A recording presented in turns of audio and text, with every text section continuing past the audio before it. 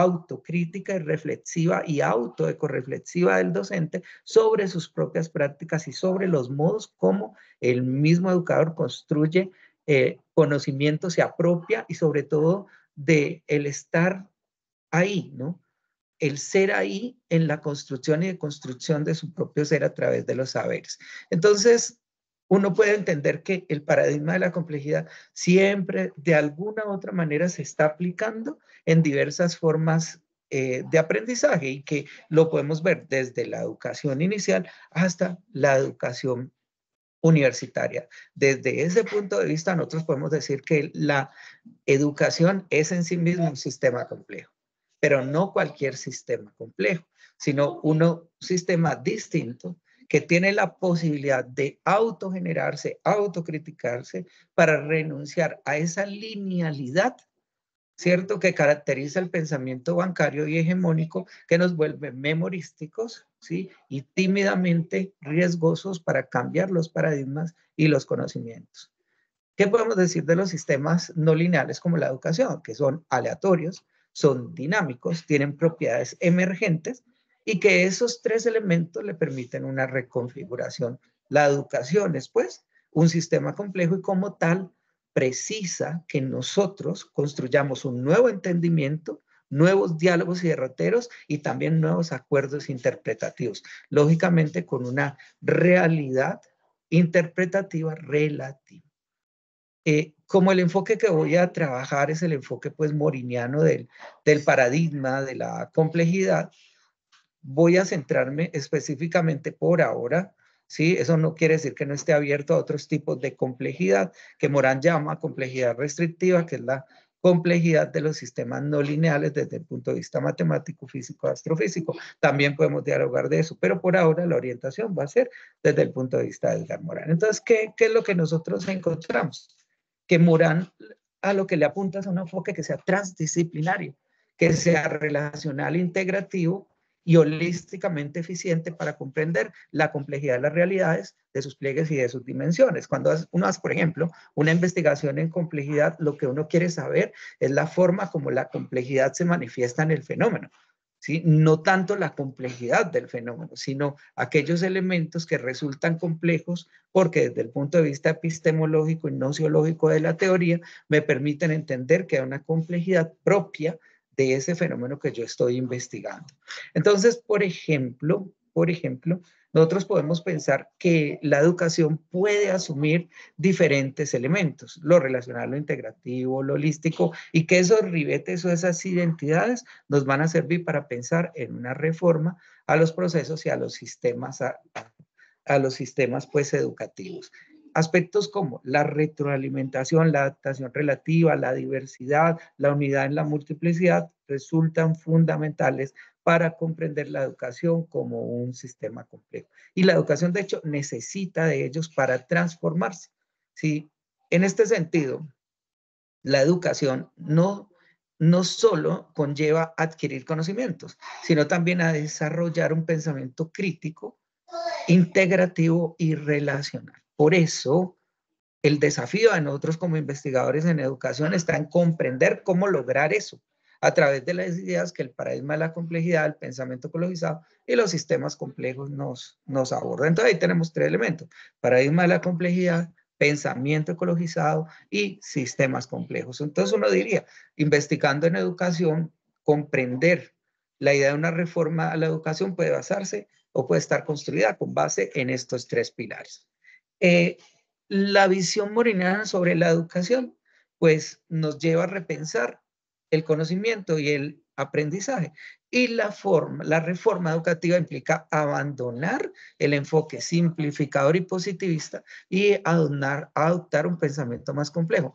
Cuando uno dice esto, la mayoría de gente cree que uno está criticando, desgarrando el positivismo, como si uno no fuera capaz de reconocer los beneficios que el positivismo ha tenido para la vida. Hay que recordar que el cartesianismo, ¿cierto?, es lo que surge después de un periodo de casi 10 siglos de oscurantismo epistemológico, un periodo en el que, si bien la hermenéutica, ¿cierto?, bíblica surge como un método de organización de los conocimientos, otros elementos como las artes, el pensamiento crítico, ¿cómo se dice? Se relegan, no son tomados en cuenta. Entonces, esos 10 siglos casi de oscurantismo dieron fruto a la mirada del cartesianismo, que en ese momento era una mirada complejizante, que tenía demasiados elementos críticos como para pensar en situaciones relacionales, pero en ese momento fue aquello que surgió. Y del cartesianismo pasamos pues a una mirada positivista y neopositivista del conocimiento que impera como criterio específico del quehacer científico. Entonces, cuando uno elabora una mirada crítica sobre el positivismo, no es para desgarrarlo o para decir que no sirve, es para comprender en clave de integración que la forma como estas miradas positivas del conocimiento y de la investigación, ¿cierto?, impactan en nuestros procesos, sistemas educativos e investigativos, resultan insuficientes para la lógica multidimensional, transformacional, multicontextual de los fenómenos que nosotros estamos investigando.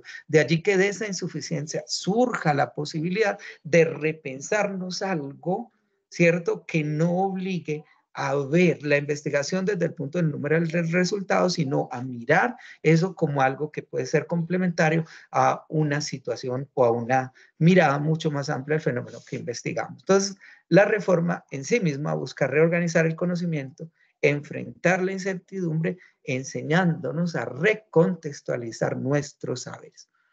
Desde este punto de vista, yo creo que una transformación educativa, ¿cierto?, es más que necesaria y es a la vez inter y transdisciplinaria. Hay otro extremismo, ¿no?, que es negar la interdisciplinariedad, aludiendo a la transdisciplinariedad como el único recurso para tener una mirada compleja e integrativa de algo. Eso es caer casi que en el reduccionismo que uno critica, porque la transdisciplinariedad es una propensión, es una aspiración, es un desafío. Una de las ciencias transdisciplinarias más importantes es la ecología y surge en los 70 después de la reunión del Club de Roma y el informe de los límites del crecimiento, donde se decía que los recursos tenían una viabilidad y ¿cómo surge la ecología? Como una ciencia integrativa a partir de la relación entre todas las disciplinas que dialogaron sobre ecología, sobre ambientalismo, sobre elementos económicos, políticos y sociales. Entonces, nosotros casi siempre estamos en la propensión hacia lo transdisciplinar más que en lo transdisciplinar. Por eso la transdisciplinar se apuesta inicialmente como una aspiración. Una de las cosas más importantes que tiene Morán, pues podemos decir, es que le apuesta a revitalizar el pensamiento filosófico desde diversos puntos de vista, pero uno en especial, y es la responsabilidad moral con los saberes. ¿Sí?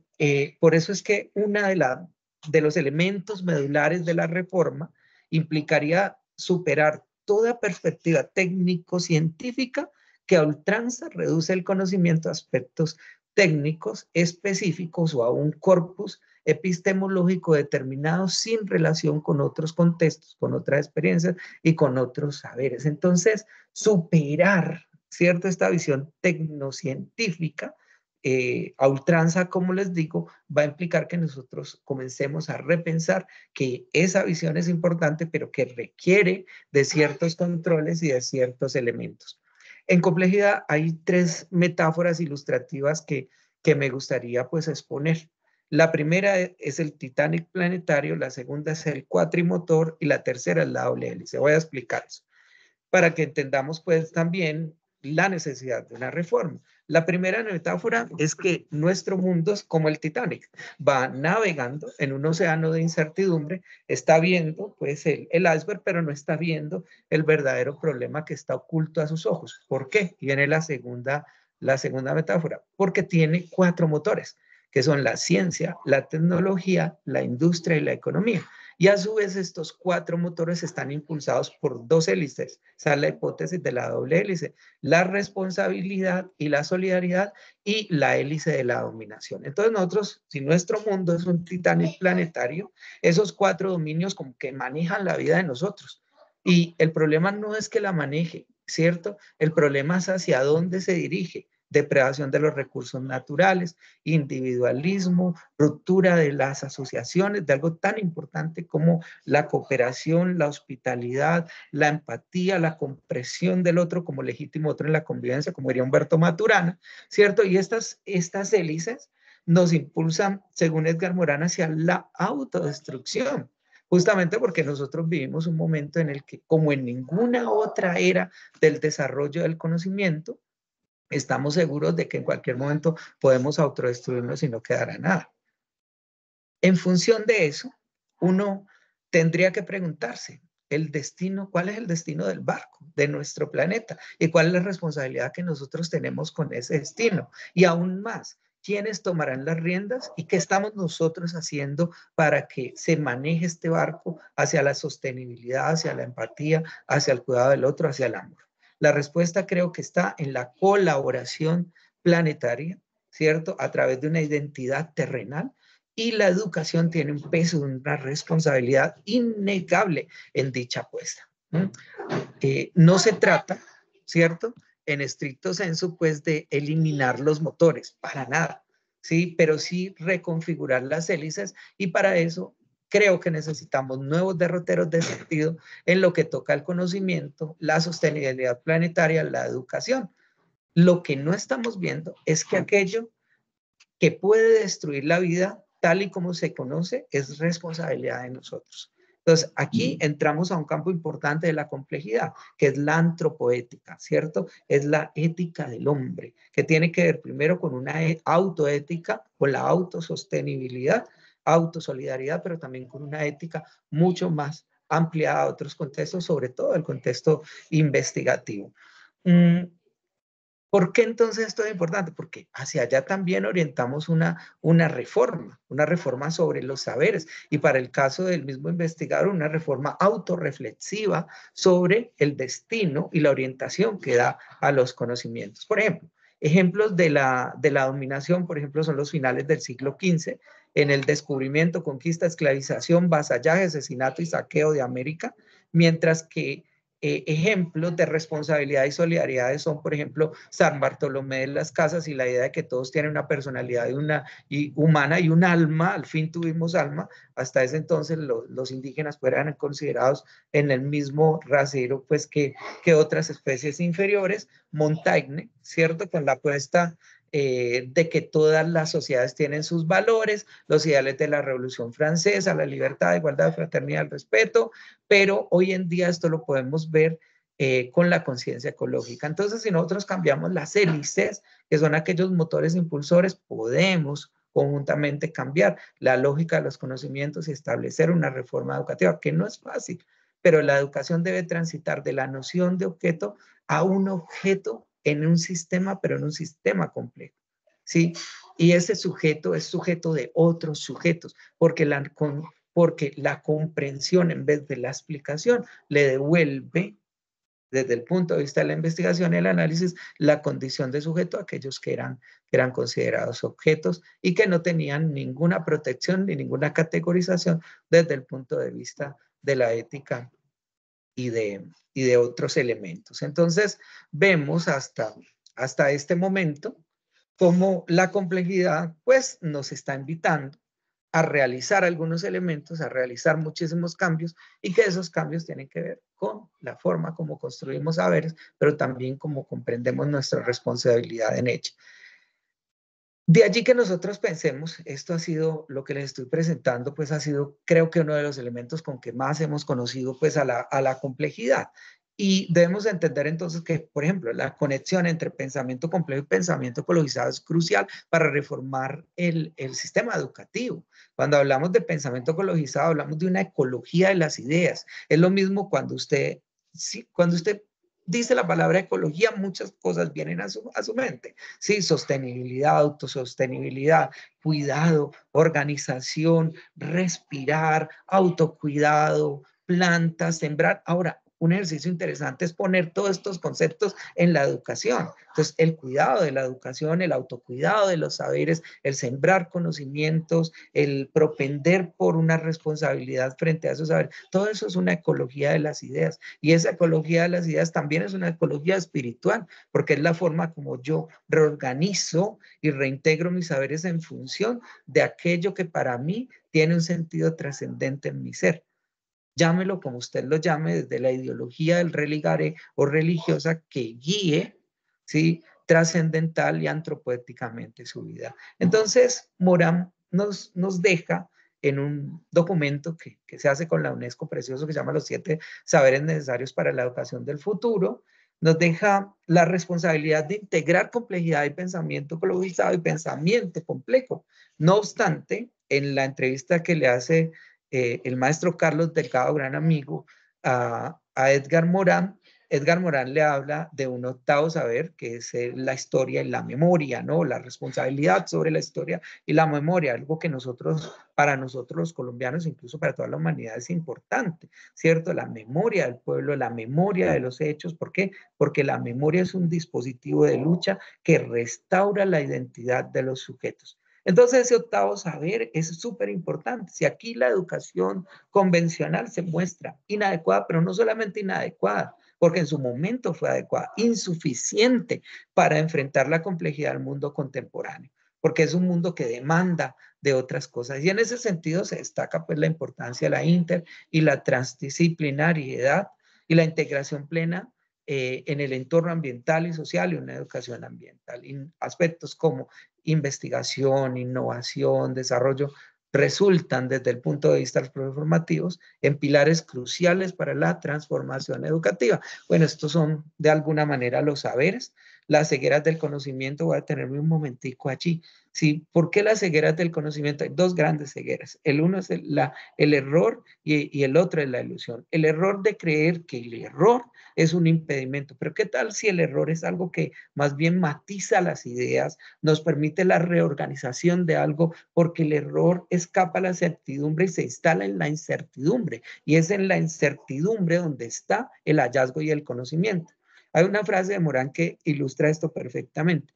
Navegamos en océanos de incertidumbre, pero encallamos en archipiélagos de certeza. Para nosotros, lo digo porque algún tiempo fue así para mí, por ejemplo, con el psicoanálisis, para mí no había nada que explicara el psiquismo humano distinto al psicoanálisis. Ahora tengo una visión más integrativa y crítica y compleja de la psicología, de un señor que se llama Frederick Monet, al que sigo, me parece interesantísimo como referencia para comprender los procesos psíquicos y la complejidad. Entonces, el primer elemento son las cegueras del conocimiento. Es una ceguera que implica el error.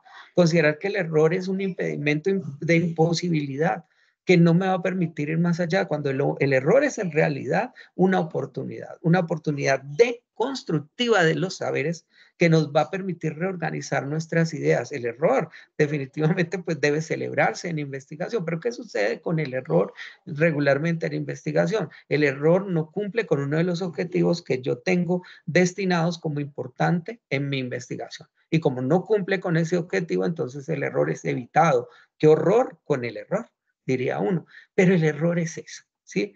El error cuando no se entiende como oportunidad es una ceguera. Y el segundo es la ilusión de certidumbre, es decir, pensar que todos los saberes de alguna manera son necesariamente ciertos, válidos e incluso universales, porque la investigación, el paradigma, el modelo epistemológico, la metodología, así lo dicta. ¿Y cómo lo dicta usted? ¿Sí? Tal vez esa ilusión de certidumbre es la que no le permite a usted como maestro, como estudiante, porque es que no todos somos maestros de otros, como cuando hay una mediación pedagógica. ¿Sí? Cuando un maestro hace una mediación pedagógica, le transmite la mediación pedagógica al estudiante, y el estudiante es mediador de otras mediaciones. Y cuando el estudiante transmite esa mediación, transmite el conocimiento. Es decir, que el conocimiento se convierte en algo que trasciende, que trasega, ¿cierto? Que transita por los diversos escenarios donde el lenguaje es posible. Como ven, todo este diálogo complejo es un diálogo bellísimo, apasionante, porque nos permite pues interrelacionar múltiples cosas. El segundo saber son los principios del conocimiento pertinente. El conocimiento ha sido pertinente dependiendo del momento histórico en el que ha emergido. Y el conocimiento ha emergido para dar respuesta no solamente a una necesidad específica para resolver un problema, sino como curiosidad evolutiva y natural del intelecto humano. Pero entonces nosotros necesitamos revalorar qué es lo realmente pertinente en un plan educativo. No solamente la estructura académica, por ejemplo, de un currículo, que es pertinente, no solamente para formar sujetos que persisten en reproducir paradigmas, sino también para conformar, ¿cierto? Ecologías mentales capaces de transformar sus propios sistemas de ideas y capaces de transformar los procesos sistemas y sistemas educativos, comenzando por un sistema educativo precioso que se llama la familia. Entonces, volviendo de eso, tendríamos que revisar, y eso nos propone Morán, cuál es el conocimiento pertinente. El tercero es enseñar la condición humana. ¿Por qué? Porque la condición humana nos acerca no solamente a la vulnerabilidad, sino a la belleza de las variaciones emocionales y culturales de la vida de las personas. Entonces, la condición humana puede suscitar empatía, puede suscitar alegría, puede suscitar emociones que son diversas y que nos van a permitir entrar en sintonía con la realidad de las personas. Luego, enseñar la identidad terrenal. Nosotros necesitamos sentir que nuestra tierra es una tierra patria, diría Edgar Morán en uno de sus libros, y que esa tierra patria nos acoge, que no nos expulsa, que no nos tiene como, ¿cómo diría, cómo se llama este monje? Ahorita me acuerdo, hay una frase que la recuerdo que dice algo como así, ¿no? Que nosotros somos expulsados, como dirían los existencialistas, en un vientre de ilusiones colectivas nuestra libertad no pasa de ser un simple aborto, ¿cierto? No recuerdo en este momento el autor, pero, pero ya lo va a recordar al final de la conferencia. Entonces, entendemos eso, que más que estar expulsados o ser fruto del aborto evolutivo universal, del Big Bang y del Big Crash, no, que nosotros somos seres que habitamos en este lugar y que el habitar ese lugar nos hace responsables de las acciones y decisiones y elecciones que tomamos en ese lugar. Entonces, la identidad terrenal es conectar con esa, no solamente ancestral, visión ancestral y romántica de Gaia, propuesta pues en su momento por James Lovelock, sino con una visión mucho más centrada en la sostenibilidad, en la responsabilidad que tenemos con nuestro medio ambiente, pero también con nuestras ideas. Eso nos lleva a enfrentar las incertidumbres, no a evitar la incertidumbre, sí, sino que hemos demonizado, satanizado algunos conceptos, pensando que esos conceptos no tienen relevancia en nuestra vida o que tienen que ser evitados porque son inexplicables. Caso concreto del concepto de complejidad. Cuando una cosa es la complejidad, ¿cierto? Y otra cosa es la complicación. Y en física, la complicación es el crecimiento exponencial de la complejidad que hace incomprensible, al menos cognitivamente, la lógica, ¿cierto? Emergente de un sistema complejo. Eso es complicación. Entonces, cuando una persona está en la complejidad, realmente está haciendo recursivo, recurrente, reorganizacional, reorganizando ideas y al mismo tiempo, si está ya en la complicación, pues no va a entender nada porque definitivamente todo se juntó y no permitió analizar las relaciones cuando iban emergiendo. Entonces, el sexto saber es enseñar la comprensión. ¿Qué tenemos que enseñar? A comprender, a comprender. ¿Sí? Comprender al otro significa ser empático. Una cosa es analizar al otro. Entonces, para analizar al otro, yo utilizo un checklist, pero para comprender al otro, yo me siento, lo miro, me pongo en ese lugar, soy empático, soy sujeto que analiza y sujeto analizado. Y en ese intercambio y en ese religar, pues hay muchas cosas importantes que pueden surgir. Entonces, enseñar la comprensión también es una responsabilidad bien interesante que nosotros tenemos que trabajar en nuestras clases para pensar en esa reforma educativa, que es algo que hemos venido haciendo. Yo pienso que la apuesta de Morán ha tenido un efecto importante en todos nosotros, directa o indirectamente. Luego la ética del género humano y luego el octavo saber, que es definitivamente la historia, porque la historia también nos hace responsable de nuestros recuerdos, de nuestra memoria, nos vuelve personas que podemos honrar lo que los otros han hecho con nosotros. Es decir, aquello que ha transformado nuestra vida y que de alguna manera le apuesta a algunos elementos importantes en esta reforma o en esta idea de reforma educativa. Entonces, ya para pasar, ya vamos terminando porque sé que es un discurso denso, interesante y nos da para otro espacio que ojalá podamos hacerlo.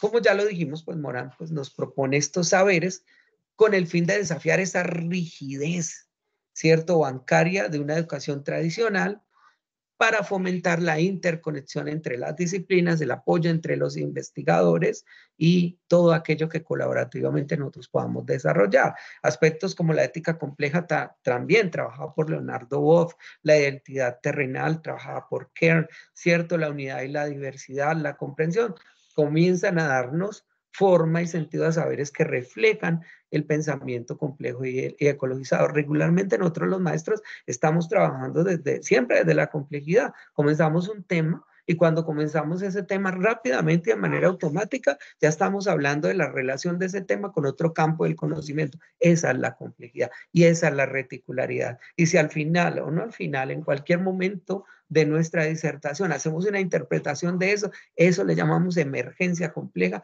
y eso es un criterio novedoso porque lo hizo usted. Esa es la voz suya como educador, la voz suya como investigador. Entonces, esta ética global abarca la interdependencia humana y ambiental, pero también las relaciones entre individuo, sociedad y especie.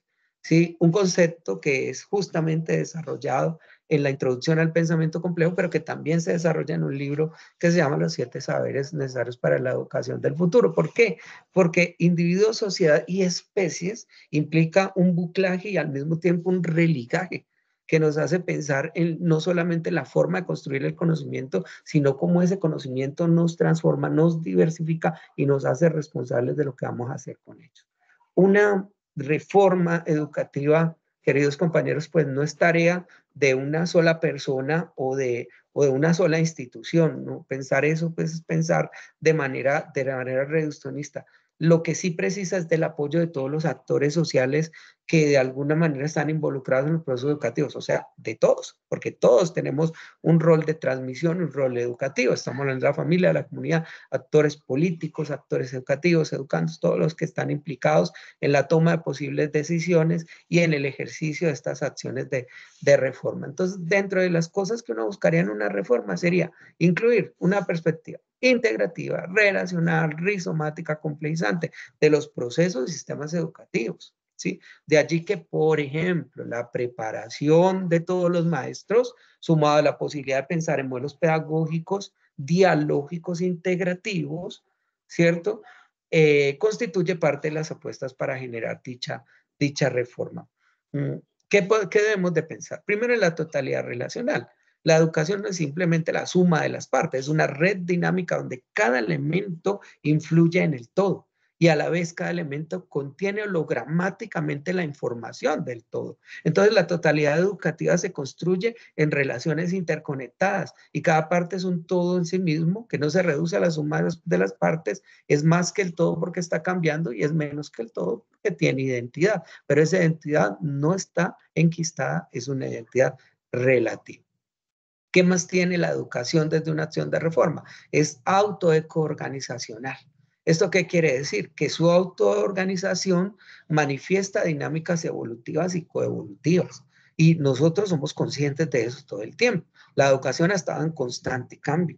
¿Sí? Y ha dependido mucho, no ha dependido, se ha visto influenciada por muchos elementos, ¿cierto? Históricos, sociales, culturales y políticos. ¿Qué hay que hacer? Hay que estar atento a lo que esos contextos nos están ofreciendo, nos están manifestando. Entonces, los fenómenos educativos emergerán de esas interacciones complejas y deben ser entendidos en multicontextos donde los campos relacionales del conocimiento, modo y objeto de estudio, se interrelacionan y dialogan y nos permiten otros derroteros de sentido. Por el otro lado está la retroacción y la emergencia. Todos los efectos que tiene la educación en el sujeto se retroactúan sobre aquello que le da sentido a ese efecto. Es decir, esto se llama interretroacción. El conocimiento que ha adquirido un sujeto se retroactúa sobre su experiencia y produce un nuevo conocimiento. Y ese buclaje se retroactúa con otros sistemas causando una interretroacción. Digamos que estos son conceptos de la complejidad de los sistemas de los complejos, pero que nos permiten entender bajo la perspectiva de un modelo torbellinesco, ¿cierto? Que hay un centro organizacional, pero que aspectos como el caos, el orden y la organización encuentran sentido en una teoría mucho más integrativa que nos permite o que nos va a permitir reformar la educación, porque creo que estamos trabajando en eso. La identidad individual y colectiva, por ejemplo, en este sentido de la identidad, nosotros debemos saber que si bien la educación contribuye a formar identidades en el orden del individual y lo colectivo, se conserva cierta estabilidad, ¿cierto? Que va cambiando con el tiempo y perdiendo en los momentos y en los multicontextos. Entonces, para la complejidad, y en este caso en la educación, toda identidad cognitiva, todo saber que se ha adquirido cambia y es relativo a mi momento existencial, pero también al momento en el que dicho conocimiento se hace práctico en un contexto determinado, ¿cierto? De praxis o de interacción. La identidad educativa es relativa y se construye en la relación entre individuos en entorno educativo, lo que le permite fraguarse, reorganizarse, modificarse. La reforma a la educación requiere entonces un religaje, requiere una condición dialógica, requiere abrazar la contradicción, el error, la ilusión inclusive, y con ello superar las dicotomías polarizadoras a través de una lógica de tercero incluido. Es decir, aquello que puede religar y puede reunir los elementos que están dispares en un momento determinado. Nuestra función cognitiva e intelectiva es pensarnos eso. ¿Cuáles son esos elementos? Entonces, un ejemplo clásico de esto puede ser el siguiente. Yo soy un maestro que entonces, un modelo con el que no voy a decir que me casé, pero digamos que es un modelo con el que me identifico, es el modelo constructivista. Entonces, todo lo que yo leo tiene que ver con el constructivismo. Y leí otras cosas de otros modelos pedagógicos, funcionales, estructurales, como usted quiera llamar, pero yo me casé con ese modelo. Ya dije, me casé. Bueno, pero yo me adherí a ese modelo interpretativo. Me encantó, me gustó, ¿cierto? Pero sigo en el reduccionismo, porque a pesar de que ese modelo explora unos elementos interesantes del trabajo colaborativo, de las significancias del aprendizaje, de los diálogos, sigue siendo reduccionista porque me deja en una sola vía interpretativa. Entonces, ¿qué tendría que hacer? Religar aquellos otros modelos, ¿sí? Construccionistas, funcionalistas, estructuralistas, que de alguna manera también le dan forma y sentido a los procesos educativos. Y de allí construir no algo, necesariamente algo nuevo, sino que lo nuevo está en la forma como yo logro integrar esa totalidad de saberes para ponerlo en escena en el proceso de enseñanza-aprendizaje. La investigación educativa implicará entonces en nosotros, porque nosotros somos investigadores natos los maestros, la participación consciente activa del educador investigador, de su autoecorreflexividad respecto a sus propios aprendizajes y también a las transformaciones que esos saberes tienen en su vida y en su experiencia educativa. ¿Sí? De allí la importancia de religar saberes cósmicos, antropoéticos, físicos, arcaicos, etcétera, todos los saberes que usted quiera para usted tener una perspectiva mucho más global del conocimiento, pero que comprenda también lo local como garante de la reproducción, transmisión, legado y sobre todo, en palabra de Derrida, ¿cierto? De construcción del conocimiento a modo de palincesto. Es decir, de esas deconstrucciones, de esas destrucciones, reorganizar algo mucho más estructurado que es complejo per se. Cuando nosotros hablamos de superar errores y paradigmas, hablamos de integrar el error, de abandonar toda lógica lineal paradigmática, pero concentrarnos en un saber que nos permita diálogos nuevos, que nos permita prácticas o praxis inter y transparadigmáticas, que en vez de hablar del método, hablemos de transmétodos, que contextualicemos la globalidad, lo complejo y lo local, y que identifiquemos también la ética de una responsabilidad, aspecto en el que coinciden Leonardo Boff y Morán, sobre la forma como esos saberes van a tener un impacto en las relaciones que establecemos con otros sistemas. Acoger la incertidumbre y la relacionalidad será algo importante. Voy a pasar rápido por aquí para ir cerrando porque ya vamos como más de la hora.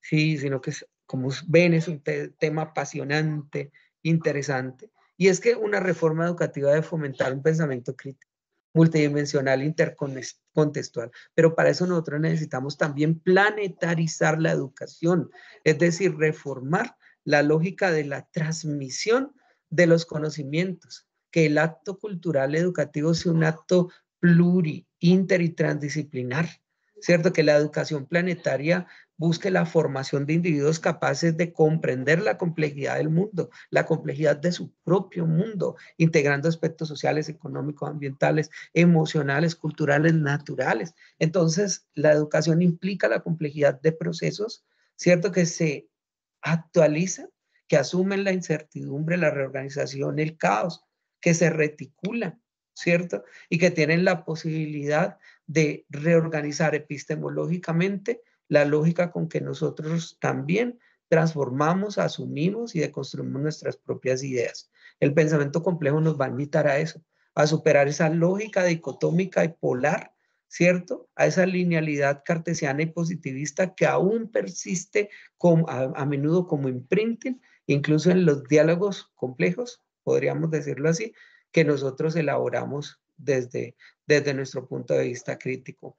La transdisciplinariedad es importante para derrotar ese paradigma del cálculo funcionalista, promoviendo todo lo policontextual, lo multidimensional, los objetos de estudio. La transdisciplinaridad es una apuesta interesante y la educación desde la perspectiva compleja la acoge y busca justamente la transformación al desafiar la certidumbre y la certeza y a explorar en otros pliegues de realidad, momentos de la realidad, otros aspectos importantes del conocimiento. De allí la importancia del diálogo de saberes, que es algo que ha trabajado muchísimo el doctor Carlos Delgado. Y el diálogo de saberes conviene o precisa una transición epistemológica que implicará cuestionar los paradigmas establecidos, replantear los ideales que nosotros tenemos de ciencia, de conocimiento, ¿sí? Y este diálogo conllevará esa transición epistemológica desde la preocupación por el problema del conocimiento hasta la complejidad del problema de los saberes. Y esto implicará también repensar cómo se construye y organizan esos saberes.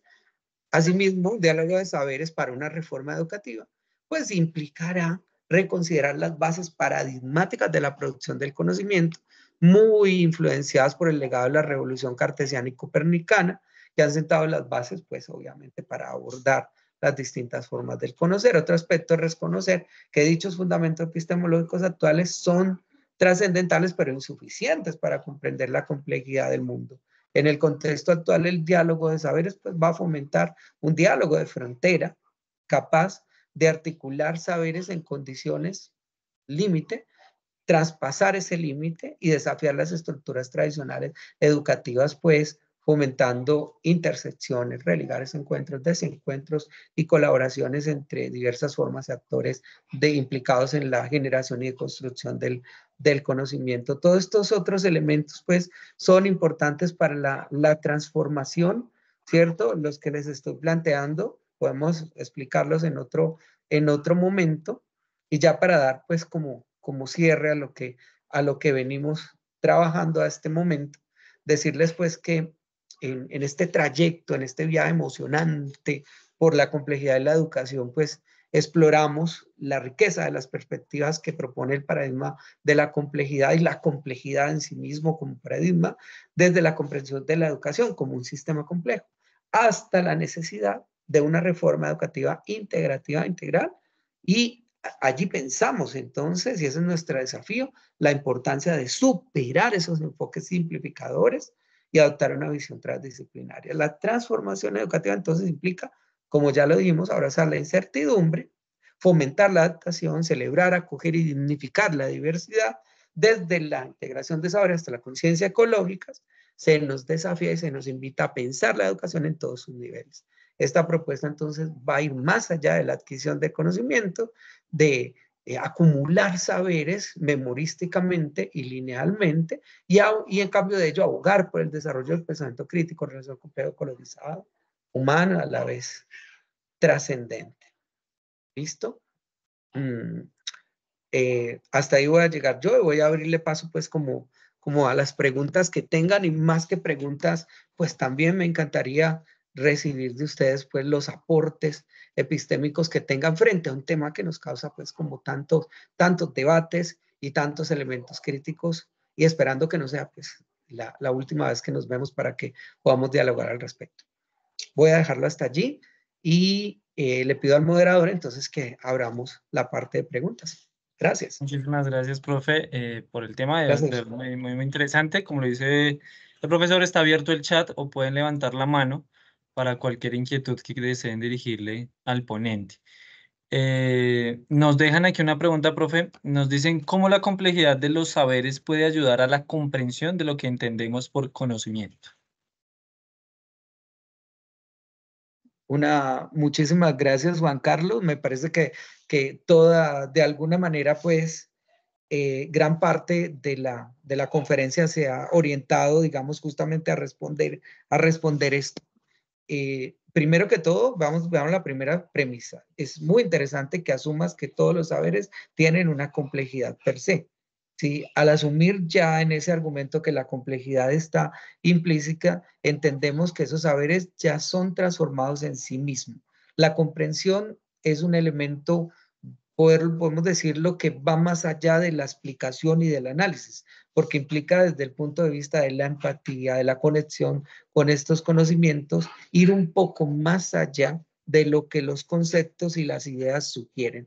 Entonces, lo que entendemos por conocimiento es una construcción conjunta, cultural y colectiva de saberes con base en la experiencia, pero también en la transmisión. ¿Cómo aporta la complejidad? Justamente en el religar y la integración de diversos tipos del conocimiento para comprender desde otros horizontes y lógicas distintas los fenómenos que nosotros estamos indagando, que estamos investigando, que queremos conocer. Para ello, pues existen múltiples, por ejemplo, hay un libro que se llama Introducción al Pensamiento Complejo. Ahí Moranes pone los principios del pensamiento complejo y a partir de esos principios también uno puede reorganizar las ideas y el conocimiento, ¿cierto? Haciendo una ecología de las ideas completamente distinta. Entonces, el cómo es en realidad un desafío y una apuesta que nos invita a repensar, por ejemplo, en nuevas estrategias de enseñanza y aprendizaje, en nuevas mediaciones pedagógicas,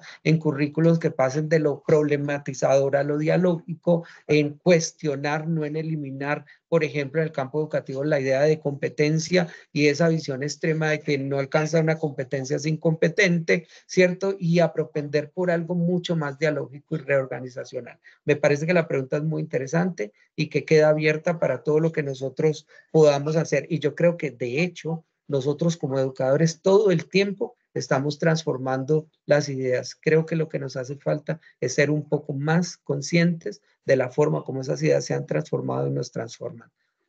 Dios te pague, compañero, por esa pregunta tan interesante. Muchas gracias, profe. Muchas gracias, profe Juan Carlos, también. Mientras nos dejan de pronto alguna otra pregunta, recordarles la importancia de diligenciar la asistencia. Les agradecemos a todos los presentes diligenciarla. También los que deseen pueden intervenir levantando la mano para cualquier inquietud que tengan al respecto.